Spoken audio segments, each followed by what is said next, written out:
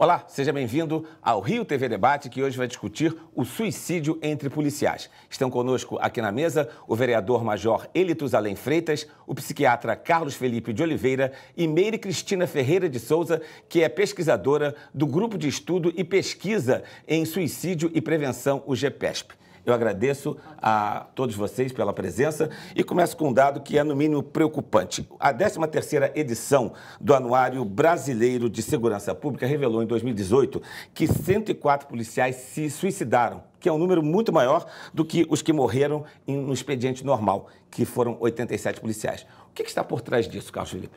Então, primeira coisa que precisamos compreender é que o suicídio é um fenômeno extremamente complexo, né?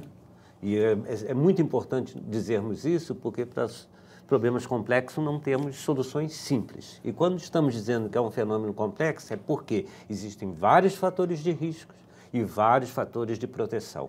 Então, essa visão, que é uma visão importante do ponto de vista da saúde pública e da saúde mental, ela é importante porque ela vai orientar as intervenções que nós vamos fazer. Se nós tivermos apenas uma compreensão muito simples do fenômeno do suicídio, por exemplo, suicidou-se porque brigou com a namorada, suicidou-se porque perdeu o emprego, nós não vamos ter uma visão dinâmica e certamente isso vai interferir com os tipos de intervenções que nós vamos fazer. Esse é um ponto que nós estamos há bastante tempo explicando, porque é esse que vai nos permitir ações importantes.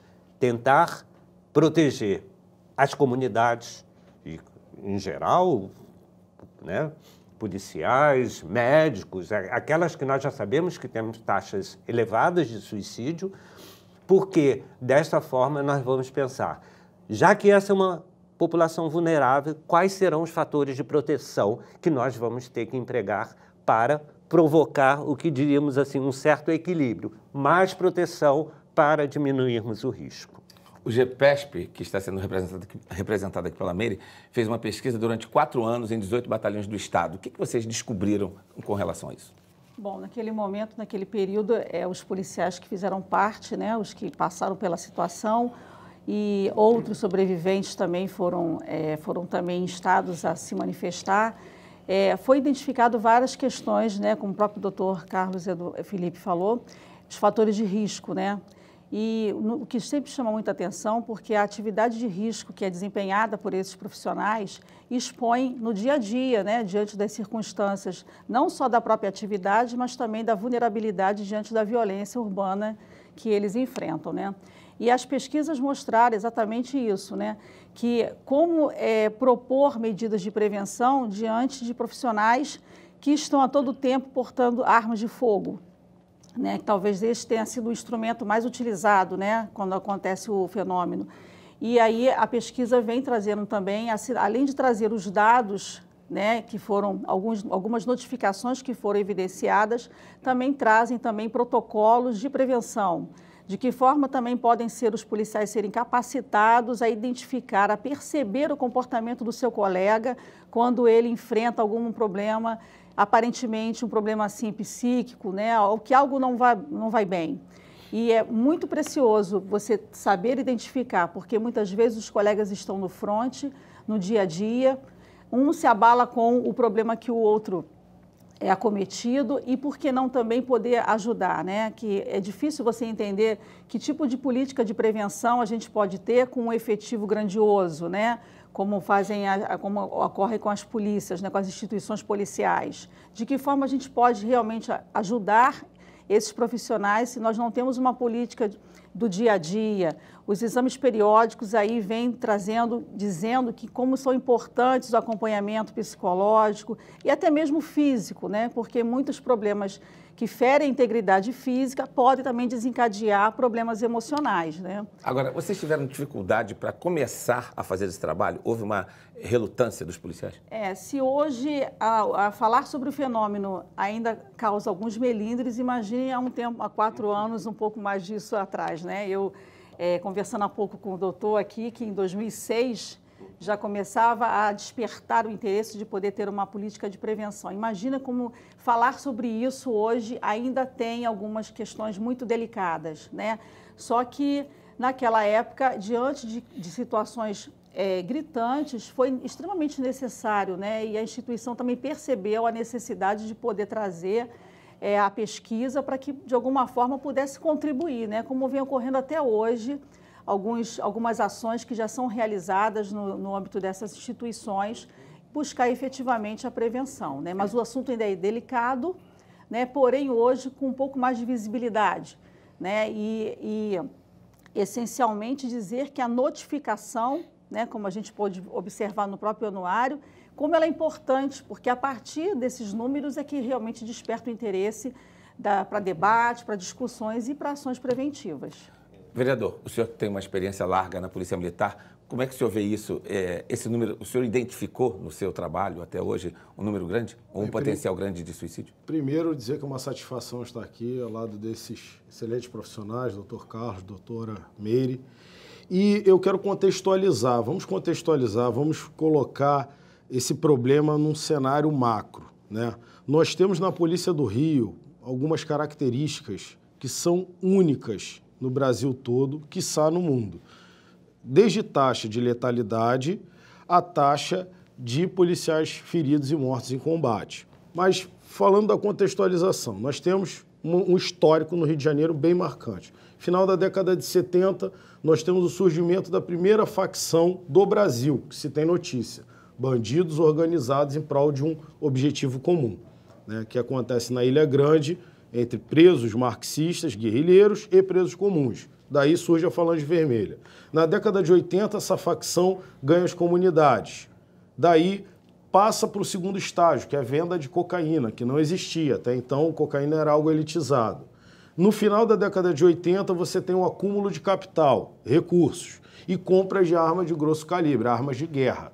Final da década de 80, início da década de 90, você tem registro dos primeiros confrontos em comunidade, ou seja, resistência à presença do Estado, algo inédito ainda no Brasil, algo só comparado, por exemplo, às áreas ocupadas em Israel ou números da Segunda Guerra Mundial.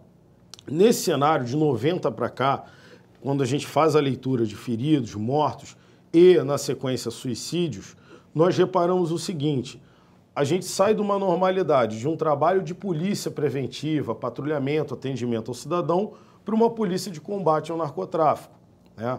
Uma polícia de confronto, uma polícia que, para adentrar a uma comunidade, ela é alvo de disparos, de resistência armada, de uso de explosivos. Então, esse ambiente, porque eu estou contextualizando, porque esse ambiente ele é estressante. Ele só pode ser comparado, nós temos que tratar nossas forças de segurança com a mesma visão que soldados que lutaram no Vietnã são tratados, soldados que lutaram no Afeganistão, né? Salvo engano, a taxa de letalidade no Afeganistão Afeganistão e Iraque seria 0,33. No Rio de Janeiro chega a 2,33.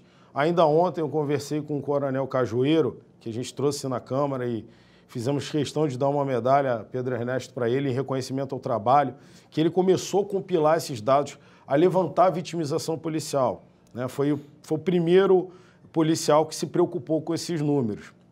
Então, ainda ontem, conversando com ele, a gente traçou um comparativo.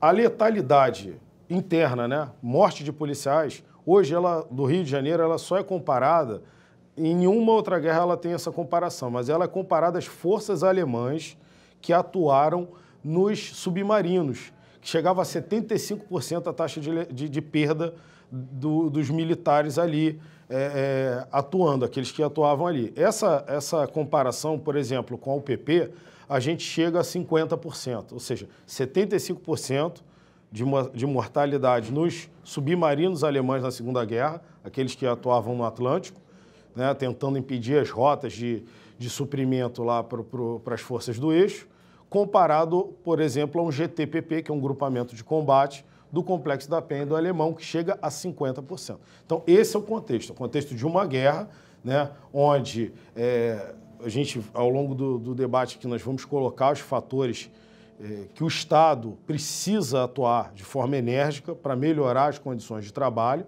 equipamentos, né, que possam proteger os nossos agentes, mas esse é o contexto, é um contexto de uma guerra urbana, não declarada, até bem pouco tempo ignorada pela mídia, pelos grandes canais de comunicação, e que de um tempo para cá, graças a Deus, pessoas de bem têm levantado essa bandeira, porque eu entendo que a gente só trata uma doença, só trata um problema se você reconhecer que tem. Se você não reconhecer esse problema, fica difícil fazer o tratamento. Então, essa é a introdução que eu queria colocar. Nós vamos a um breve intervalo e voltamos já com o Rio TV Debate.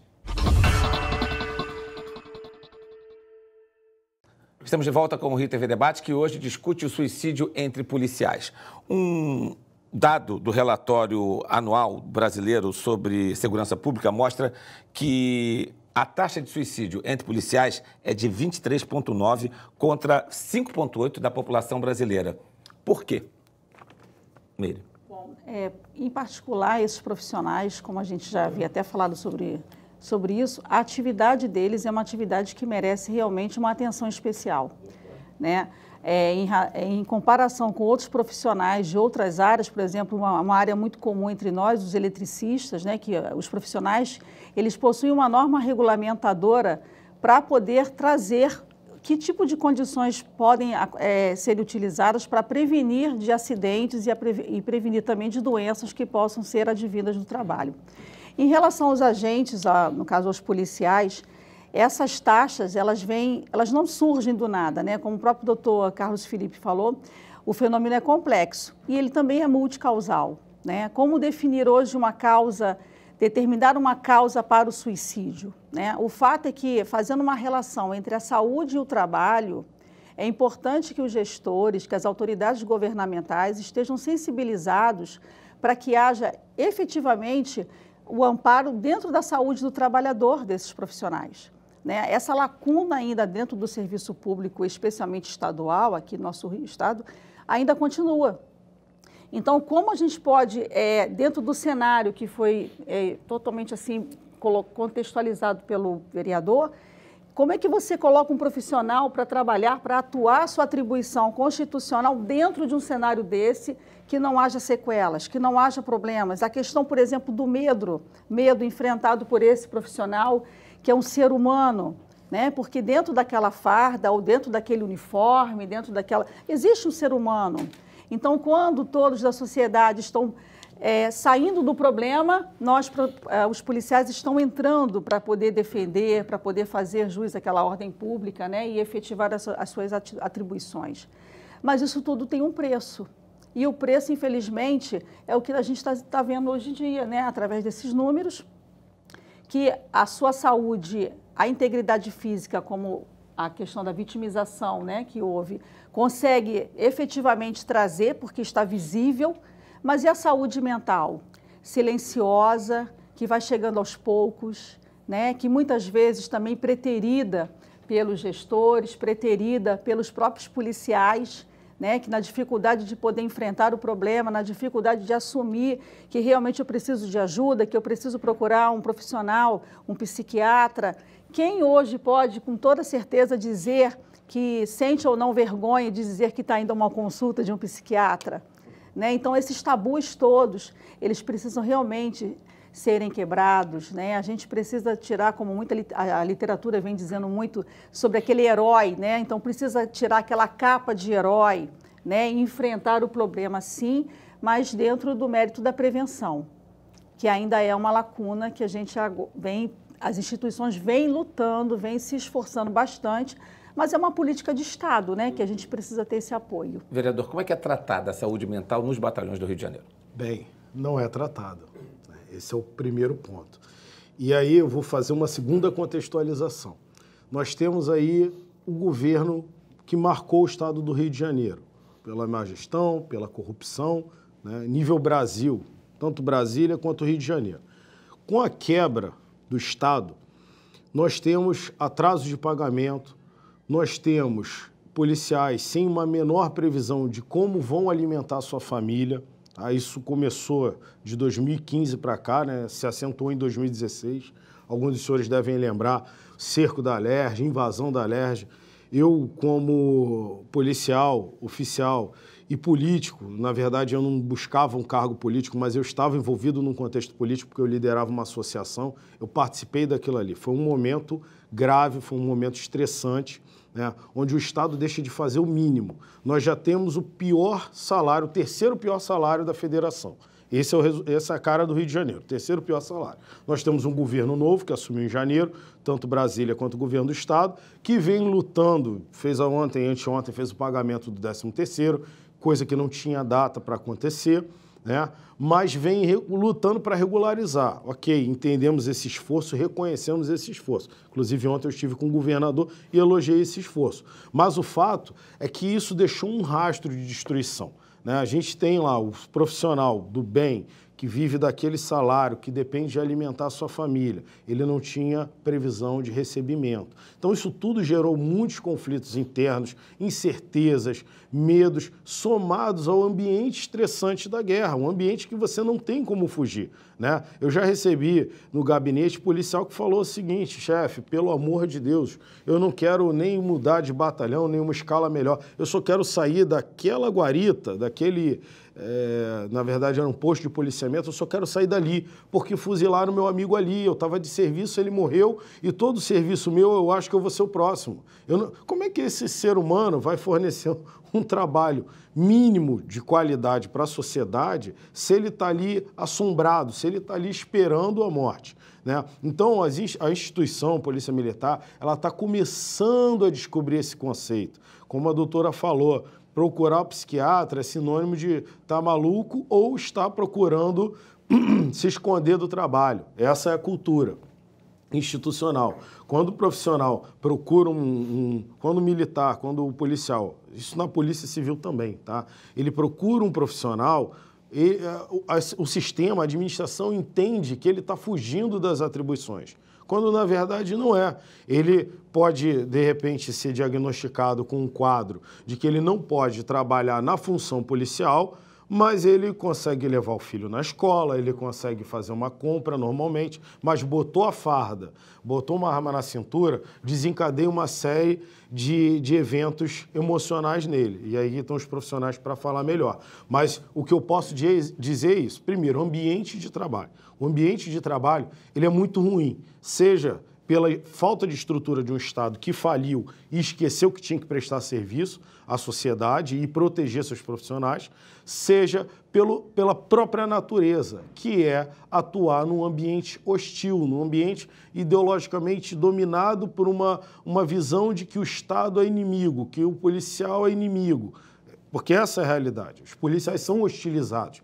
Muito raro, né? Muito rara a comunidade, eu posso narrar aqui, foram 20 anos, faço 20 anos em fevereiro, sempre atuando na ponta, como a gente estava conversando ali, tive na queda da aeronave Fênix, lá no Morro dos Macacos, tive na tomada do Complexo do Alemão, foram 5 dias, eu fiquei 5 dias no Alemão, eu não me recordo, isso em 2010, eu não me recordo, nessa minha carreira, não perdi a conta de quantos confrontos, mas posso dizer aqui, foram mais de 200 prisões em flagrante, algumas dezenas de autos de resistência que eu assinei, eu nunca teve da parte do sistema, olha, vem cá, senta aqui, você participou de um confronto, como é que você está?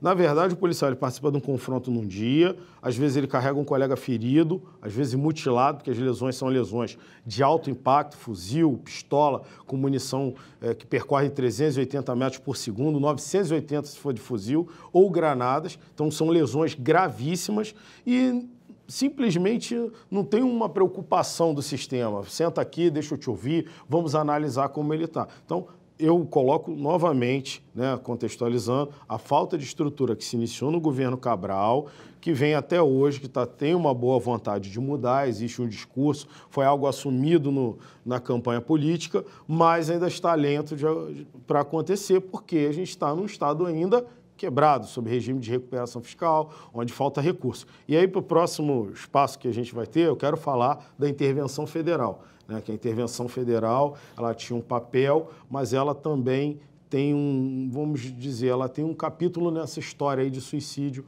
policial. Carlos Felipe, como é que se trata isso tudo? Então, olha, eu quero... Algumas questões foram colocadas aqui na mesa e eu acho bastante importantes. Por exemplo, primeiro que nós estamos dizendo que nós estamos tratando de um tema de saúde pública.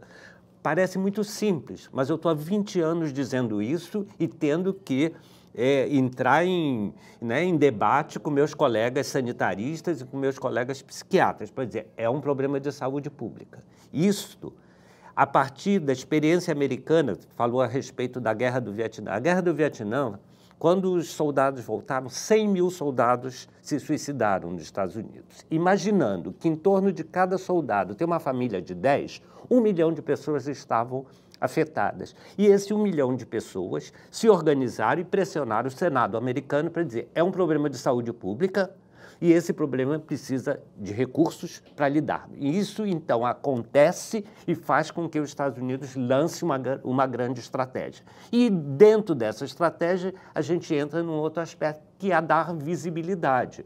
Porque quando, em 2000, eu dizia que, olha, temos um problema, dizia, não, não temos. Eu dizia, então, vamos. Em 2001, lançamos, no Rio de Janeiro, trabalhava no Hospital Felipe Nel, uma ficha de notificação. A ficha de notificação de suicídios e tentativas para dizer, nós temos que mostrar o problema, porque estão dizendo que não tem problema. No país, em 2014, foi feita a obrigatoriedade da notificação, tanto que em 2015 os números já começam a aparecer. Não que tenha acontecido efetivamente mais suicídios, mas eles estavam registrados. Então, o que nós estamos falando é uma coisa assim, dar visibilidade. E dar visibilidade está entre as diretrizes da Estratégia Nacional que nós montamos em 2006. Por quê? Há 20 anos atrás, nós não estaríamos aqui falando sobre esse tema. Nós conseguimos vencer essas barreiras de podermos falar sobre o tema de uma forma técnica importante, né? E que isso vai ajudar. Uma outra questão importante e que está nas diretrizes é a questão do controle dos meios. Porque, por exemplo, quando eu tenho que médicos anestesistas também têm uma taxa alta de suicídio e que estão trabalhando sob estresse dentro das unidades, eles também têm a disponibilidade de um meio. E nós sabemos que a facilidade do meio no impulso é crítica. E isso, estamos falando também em relação aos policiais, né? E estamos falando, e fundamentalmente, da população masculina, que se suicida 4 vezes mais do que essa população feminina. Então, esse é um problema da população masculina. Eu vou lhe perguntar o motivo disso, mas logo depois do intervalo. Voltamos já com o Rio TV Debate. Estamos de volta com o Rio TV Debate, que hoje discute o suicídio entre policiais. No bloco anterior, o Carlos Felipe, psiquiatra, falava sobre o número de suicídios entre homens, que é muito maior que o de mulheres. Por quê? Exatamente. Então, eu sempre digo que homens e mulheres se comunicam de formas diferentes, culturalmente têm aspectos diferentes e, sem dúvida, os homens escolhem métodos que são mais letais. Então, isso já faz uma diferenciação entre o suicídio e as tentativas de suicídio. A outra questão, e que foi muito bem abordada, é a questão do preconceito e dos tabus em relação à saúde mental. As pessoas não dizem, eu vou sair do trabalho porque eu vou no dermatologista. Isso as pessoas podem dizer.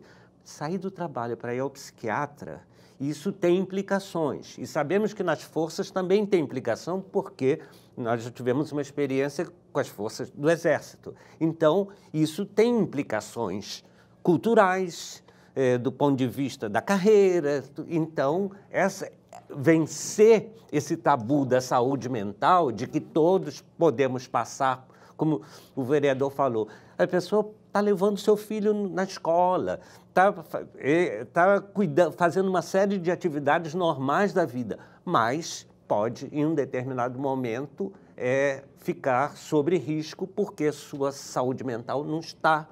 Quando ele está pensando no seu trabalho, e eu vejo isso muito depois de trabalhar 20 anos em emergências médicas, que é uma situação muito crítica também para o profissional, que quando entra alguém, ele tem que dizer, temos que manter esse indivíduo vivo. Ele está sob pressão. E é por isso que a gente tem observado também taxa de suicídio mais alta entre médicos nas emergências e com um cenário que é o cenário que o vereador está falando, muito semelhante, porque isso tudo que está acontecendo entra na porta das emergências públicas e afetam também esses profissionais. Eu queria trazer de volta um tema que o vereador tocou, que foi tema também da pesquisa do GEPESP, que é a humilhação que os policiais se referem, que vivem no dia a dia, principalmente por causa da população, e isso pesa muito, né, no resultado final que acaba levando para o suicídio. Queria que você falasse um pouquinho sobre isso, que foi um ponto forte do trabalho do GEPESP. Pois é, esse tipo essa percepção, né, diante dessa...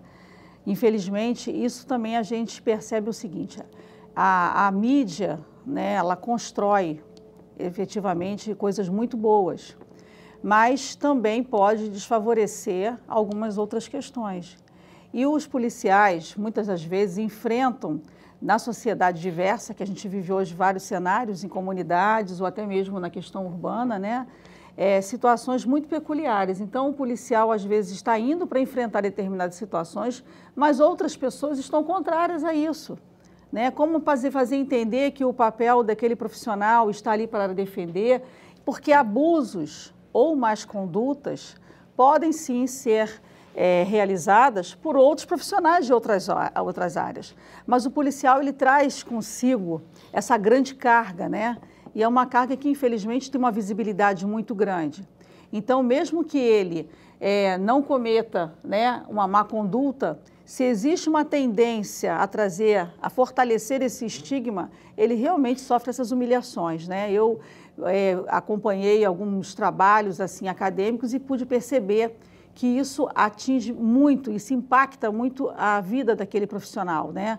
É um profissional que fica frustrado, que por mais que ele tente desempenhar melhor a sua atribuição, né, ele não consegue alcançar a satisfação pessoal, né, de que está realmente fazendo alguma coisa que está dentro do amparo legal, né, e essa humilhação, às vezes, também, nas pesquisas mostram que não é só diante da sociedade, né, os próprios muros institucionais também têm que ter esse cuidado de poder também perceber a atenção que os profissionais da área de segurança merecem, né? Então, assim, ele, por sua vez, vivendo já questões ali, achando que realmente tem um pouco amparo institucional, diante da sociedade ele se torna muito mais vulnerável, né? Por pessoas que não os conhecem, por pessoas que estão aí dentro de formação de opiniões até pela própria mídia ou por outras questões da própria sociedade em si, dos tabus da sociedade, enfim. Isso tudo é uma carga que ele passa a enfrentar, além de efetivamente reprimir a questão do crime, né? Da violência. Eu vi o vereador concordando com o que ela estava falando, com o que a Meire estava falando, quando ela começou a falar sobre a humilhação dentro dos muros institucionais. Queria que o senhor falasse um pouquinho sobre isso. Perfeita a sua análise, perfeito. Bom, mais uma vez, voltando àquela primeira contextualização que eu fiz. A gente tem um discurso, 35 anos de bandidolatria, tá? Sei que a senhora não pode falar dessa forma, mas o parlamentar tem que falar, ele tem que falar a língua da sociedade. São 35 anos dizendo que o bandido é vítima. Você se forma, vocês já foram numa formatura policial? Já. As famílias emocionadas, o hino à bandeira, você se forma se achando um herói. Você acha que você é um herói, que você está ali, que você tem superpoderes. Eu lembro minha carreira como aspirante, tinham que me segurar, porque eu não tinha medo de nada, achava que era prova de tiro, enfim, você quer salvar o mundo. E aí, quando você começa a atuar, você percebe que uma grande parte da sociedade, graças a Deus, essa cultura está mudando, né? A sociedade brasileira está num despertar de consciência, de patriotismo, mas o jovem policial está ali naquele contexto que ele achava que era o herói e daqui a pouco ele é tido como o bandido, o porco fardado, o braço armado do Estado, o fascista. É isso que o policial ouve, de determinadas classes e muito dentro da comunidade. Porque a comunidade de bem, as pessoas de bem nas comunidades são a maioria, mas essas não têm voz. Se essa pessoa der um copo de água para um policial, ela está arriscada no final do dia a ser visitada por um grupo de traficantes e ser espancada na frente de todo mundo como lição. Essa é a realidade. É uma realidade de uma ocupação de um território hostil. Por isso que a pesquisa elas tem que se basear realmente em realidades como o Vietnã, porque você tinha guerra de guerrilha. Você tem o exército regular ali, as forças regulares, mas você tem a guerrilha. A guerrilha é aquele cidadão que está com a camisa da escola, traduzindo para a guerrilha de hoje, mas está portando uma pistola rajada, de alto impacto, ou carregando uma granada. Ou seja, a guerrilha ela se homizia na sociedade normal daquela comunidade e age pelos flancos, ela não te enfrenta diretamente, ela te flanqueia, ela te cerca, ela usa de táticas. Então, nesses 35 anos desse discurso garantista por parte de alguns políticos, eu boto entre aspas, garantista, porque eu entendo que a Constituição, as leis têm que garantir a sociedade bem, o pagador de imposto, não é o bandido, não é o estuprador, não é o assaltante, traficante, esse não, ele atravessou uma linha, essa linha que ele atravessa é a sentença dele, se é prisão, se é morte, a gente aqui como sociedade, a gente não tem que se importar. Eu tive a semana passada no Senado e fui convidado para fazer uma fala no Fórum de Inteligência e Segurança, senadores americanos, da América Latina, foi um seminário fantástico. E a gente falou sobre isso. Os Estados Unidos têm 2 milhões de presos, população carcerária, mas a taxa de homicídio é 15 mil, são 15 mil mortes para 300 milhões de habitantes. O Brasil, com 208, está beirando 64 mil homicídios. A primeira redução grande em homicídio que a gente tem registro na história é de janeiro para cá. Por conta do quê? De uma mudança de pensamento, de discurso político. Não podemos nem falar que isso aconteceu na prática, porque o pacote anticrime ainda não passou. Mas o bandido, sabendo da possibilidade de ser punido, sabendo que não tem mais aqueles diálogos cabulosos citado pelo líder do PCC, que ele mantinha diálogos com o governo do PT, ele sabendo disso, ele recua, ele tem medo. Porque ele sabe que se ele atravessar aquela linha, não vai ter ninguém para falar que é um coitadinho. Ele vai tomar um tiro, ele vai ser preso, ponto. Então, o maltratamento por parte de parte dessa sociedade, que eu entendo que é submissa, que também está doente. Essa sociedade está doente, é uma sociedade que enxerga o policial como inimigo. E um traficante como Robin Hood, ela também está doente. Ela está cerceada de direitos básicos, né? Como recentemente tentou passar a PEC do saneamento básico, que traria saneamento básico, água limpa, água potável, que é o mínimo de dignidade, e foi barrada porque teria dinheiro privado. Não importa se o dinheiro é público-privado, importa que o serviço chegue. Se a gente não tem recurso para fazer com dinheiro público, a gente faça com a parceria privada. Mas passa na maré ali, na linha vermelha, sente o cheiro daquilo ali. As pessoas que moram ali estão afrontadas, estão em condição subhumana. Então, tudo isso se reflete na relação dela com o policial, que para ela, a única parte do Estado que ela enxerga é o policial. Então, você tem o cenário, ele se forma como herói, enfrenta um tratamento muito hostil dentro de comunidade, já recebemos pedradas, dejetos arremessaram na gente, então ele é muito maltratado e quando chega no ambiente da caserna, um ambiente militar, por conta do pensamento pequeno, né, um pensamento limitado de alguns comandantes, ele acha que ele tem que maltratar o policial. Quando, na verdade, você pega os grandes estrategistas, os grandes generais que entraram para a história da humanidade, né, e agem de uma forma completamente oposta. Sun Tzu diz, trate seus soldados como filhos amados, que eles te seguirão até a morte e darão a vida por você. E, infelizmente, na instituição ainda não rege esse pensamento, não é unânime. Eu tenho visitado muitas unidades, muitos comandantes evoluíram, têm um pensamento humanista, não é, veja bem, somos militares, não é, ninguém quer carinho, cafuné, não é isso não. A gente quer um tratamento digno, é um banheiro decente, é um alojamento decente, uma comida digna, um tempo de descanso entre a alimentação e o trabalho, né? Nós, no nosso gabinete, montamos um núcleo de direitos humanos. A gente recebeu muita denúncia, foram mais de 160 atendimentos, policiais pensando em suicídio, outros foi a família que indicou, outros sofrendo perseguições nas unidades. E aí, nesse cenário, a gente se deparou com uma notícia do 4º Batalhão, que agora o comandante não está mais lá, né? O coronel Jorge Santos, ele saiu, e mandamos um expediente pedindo para que ele cumprisse a lei, desse o tempo de almoço. Eles ele retirou o tempo de almoço, ou seja, o policial ele não tinha tempo para almoçar, ele tinha que engolir a comida, sair correndo. Isso prejudica o serviço dele, prejudica a digestão, prejudica o atendimento à sociedade. E, no entanto, ele respondeu que isso não é atribuição do município, que eu discordo, porque a Constituição é lato sensu, de segurança pública é dever do Estado, direito e responsabilidade de todos.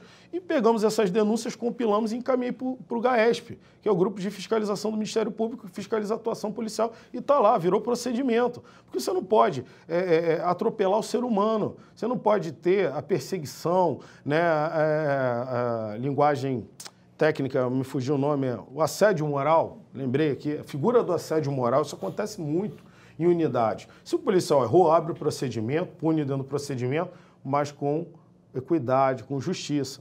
O que a gente assiste são perseguições, que estão levando para o lado pessoal. E aí você tem uma falta de estrutura, por conta de um Estado quebrado, você tem uma falta de humanidade por causa do pensamento retrógrado de alguns, não diria nem retrógrado, mas o pensamento pequeno de alguns, de não tratar como ser humano, e ainda você tem a dificuldade de trabalhar. Por quê? Porque a estrutura nova que se instalou, o governo novo, ainda não cumpriu as metas que se estabeleceu. Por exemplo, uma escala digna.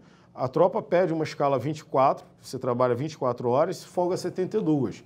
Ou uma escala 12/60, que você trabalha 12 horas e tem 60 de folga. Sem isso, que é o mínimo, e ontem eu falei isso com o governador novamente, se não colocar isso, a gente não pode nem começar a tratar a saúde do policial, porque ele não tem o tempo de descanso. Você passa 24 horas no ar, né? Vamos dizer que você tenha 6 horas ali de intervalo em descanso, mas são 24 horas intensas. É arrastão, confronto, acha um bebê no lixo, que é isso que a nossa sociedade faz, está lá um feto, aí depois é um acidente de trânsito com vítima. Tua mente vê isso tudo, você assiste isso tudo. Se você não tiver um tempo para poder descomprimir e voltar à normalidade, no outro serviço você ainda está revivenciando aquelas coisas ruins. Então, é mais ou menos esse o cenário. Nós estamos chegando... Vamos ter tempo de falar da intervenção? Infelizmente não. Posso dar um adendozinho? No seu minuto final, só fala. nas considerações. Nós estamos Ótimo. chegando ao Obrigado. final do debate, então a gente está dando um minutinho para cada um de vocês para as considerações finais. Começa com o Carlos Felipe. Tá, obrigado. Então, eu acho importante, essa questão de cuidar de quem está cuidando da sociedade, né? E eu acho que, de alguma forma, como o vereador colocou, a gente tem encontrado já uma certa sensibilidade em alguns níveis. Quando eu falo disso, eu tenho falado em relação às forças do Exército, porque também, né, aparecem os quadros de depressão e vários outros quadros, provocados, inclusive, por conta das transferências.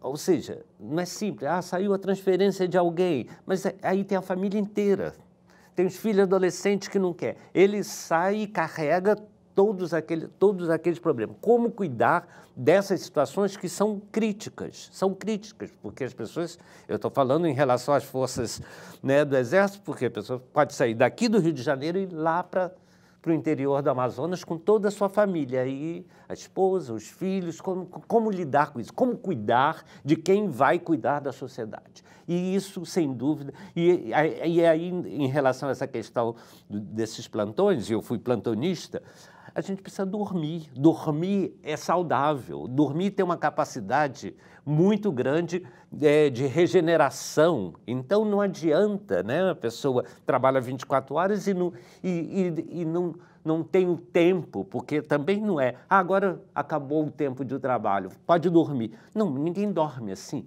Aquilo está fervilhando, precisa de um tempo. Isso é fundamental. Isso vai, sem dúvida, permitir com que as pessoas possam ter uma melhor saúde mental. Então, sem dúvida, essa questão de escalas desse tipo, que são escalas que eu... Hoje, países não deixam que, por exemplo, médicos trabalhem mais de 20 anos dentro de emergências, porque elas são críticas, elas afetam as pessoas. Então, depois de um tempo, as pessoas têm que ser tiradas daquele local e trabalhar em outras situações, né? É isso. Bom, diante de tudo que foi dito aqui, alguns movimentos vêm sendo feitos sim, né? Na época da pesquisa, né, a gente, é claro, evidenciou várias questões, além dos fatores de riscos, poucos fatores de proteção, né? Mas ao longo desse tempo aí, a gente já vem vendo alguns movimentos, né? O próprio grupo de pesquisa, o GEPESP, teve uma forte contribuição na lei que foi recentemente, que encontra-se em vigência, a Lei 8.591, que justamente que cria um programa de prevenção ao suicídio nas instituições de segurança pública, né? Então, essa lei ela tem lá diretrizes que vão ajudar muito nesse acolhimento na questão da saúde mental e também nas ações de prevenção, né? Eu também destaco aqui a grande importância de as instituições entrarem no cenário da questão da saúde do trabalhador. O amparo legal, ele abraça todos esses trabalhadores indistintamente, né? E para isso as políticas públicas aí do Estado, né, especialmente as políticas voltadas para esse segmento, elas são importantes, porque as instituições também, a questão do orçamento também a gente tem que levar em conta, é uma política onerosa. Por isso que a atenção do Poder Executivo nesse segmento é extremamente importante. E, por outro lado, também dizer que seguir esse âmbito de prevenção não protege só o agente, mas também protege o gestor, né? O policial, ele quando assume a escolha por aquela carreira, né, não é que ele esteja assumindo o risco, ele tem vários motivos para escolher ser policial. O que não pode é que realmente a sua vida fique tão vulnerável, né? Porque a gente sabe que para isso existem dispositivos, existem equipamentos de proteção, existem, né, o próprio acompanhamento médico, psicológico. Então, nada mais é do que seguir todas essas questões que são amparadas na iniciativa privada, né? E para esse profissional não deve ser diferente, é um trabalhador como todo trabalhador, né? Então, assim, que seja realmente... O GEPESP continua atuando e acompanhando esses estudos, né? Em fevereiro de 2020, nós vamos passar a ser um instituto de pesquisa, de prevenção e de também estudos em suicídio, justamente para poder atuar mais na linha da segurança pública e da saúde mental. Vereador, seu minuto final. Bem, aproveitar essa consideração final para falar da intervenção, tá? Nós, dentro dos casos que nós estamos atendendo, muitos são policiais que foram excluídos durante a intervenção.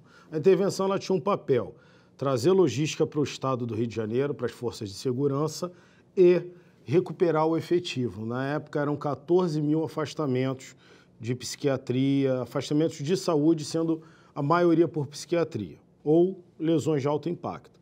Pois bem, eles formaram uma junta médica, uma junta paralela com alguns militares do Exército, outros militares da Polícia, e simplesmente pegaram um cara que estava de apto C, ou seja, afastado por tratamento psiquiátrico, e colocaram esse cidadão, esse policial na rua, de forma abrupta, sem critério, né? Alguns casos, e isso nós estamos apurando também, o policial ele foi colocado na rua e depois veio a cometer suicídio, ou seja, ele estava afastado, a junta foi lá, tirou ele do afastamento, falando, não, você está inventando, isso aí é mentira, você não tem essa doença. Colocou ele na rua e o policial se suicidou. Pelo menos um caso eu já tenho confirmado disso. Então, foi isso que aconteceu durante a intervenção. Faltou tato. Eu me recordo que, à época, eu conversei com o comandante-geral, sugeri a ele que fizesse um grande programa de RH, chama um a um, qual é o seu problema? O que você quer? Ah, não, estou afastado porque eu fui perseguido. Muitos casos de perseguição. Então, tá bom, se você for para outro batalhão, te atende? Poderia ser feito, né, um trabalho desse tipo, conscientização, mas optaram por fazer um trabalho de inquisição, né? Eu não posso nem dizer que foi trabalho, que para mim foi um desserviço à sociedade, né? Some-se a isso, foi 1,4 bilhões que foi destinado para a intervenção. Muitos equipamentos necessários à proteção individual, daquele homem que está lá no beco, na laje, na rua, patrulhando a comunidade, em defesa da sociedade, não foram adquiridos. Tá? Fala aqui de capacete, estilo que os SEALs, as Forças Especiais Americanas usam. Não foi comprado capacete. Os nossos coletes não protegem, não dão uma proteção mínima, ou seja, a pelve também não fica protegida. As lesões, muitos policiais estão morrendo, sendo feridos, usando equipamento, mas é um equipamento ruim. Né? A gente tem exemplo de equipamento em Israel, poderia ter sido adquirido, não foram adquiridos. Blindados, foram reformados, os blindados que foram comprados pela intervenção foram levados para outro estado. Se eu estivesse em Brasília, você pode ter certeza que o que eu estou falando aqui eu ia protocolar uma CPI. Isso deve ser objeto de apuração, né? Helicópteros, aeronaves blindadas. Nós não temos hoje uma aeronave blindada que possa servir à sociedade. A única que tem é da década de 70, é o Huey, lutou na guerra do Vietnã. A hora de consumo dele é muito alta, a hora de voo. Então, tudo que poderia ter sido feito, blindagem de viatura, Corolla é um bom veículo, está aí nas forças de segurança, mas não tem blindagem. Então, continua o policial sendo alvo dentro de um carro de 60 mil, 70 mil reais, né? Então, a gente tem que, eu entendo que o Estado, lato sensu, e a sociedade civil, a sociedade organizada, ela tem que sim se preocupar com as forças de segurança. Porque se aquele policial está lá estressado, aviltado nos seus direitos, ele vai ser um mau policial, ele vai te atender mal, com o risco, ele estando com uma arma na mão, cometer um erro, né, derivado do estresse pós-traumático, que os americanos tratam com muita seriedade essa palavra, estresse pós-traumático. Existem tribunais que tratam disso. Quando o agente, o ex-militar, o policial, ele vai ser julgado, ele é julgado dentro daquele critério.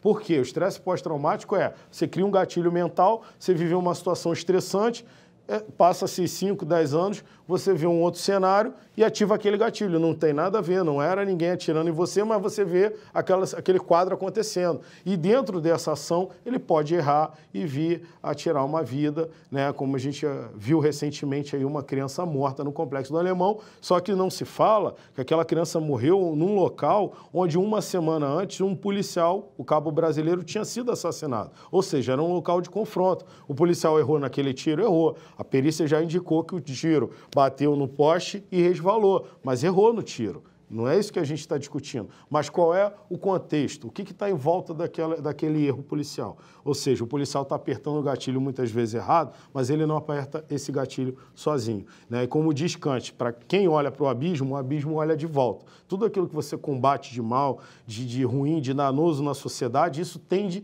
a te atingir também. Então, o meu recado aqui é esse. Eu achei fantástico o programa, me coloco à disposição para trazer a secretária de vitimização, outros profissionais que também, como eles, têm estudado a matéria, e dizer para a sociedade, abraça um policial, diga que esse policial é importante. Muitos precisam disso, né? Nós precisamos que a sociedade de bem diga que está do nosso lado, porque a gente tem uma guerra e você não pode ficar em cima do muro, tem que escolher, ou é ao lado do bem ou é ao lado do mal. Agradeço ao vereador Elituza Além, a Meire Cristine e ao Carlos Felipe por essa conversa que foi esclarecedora. Até o próximo Rio TV Debate.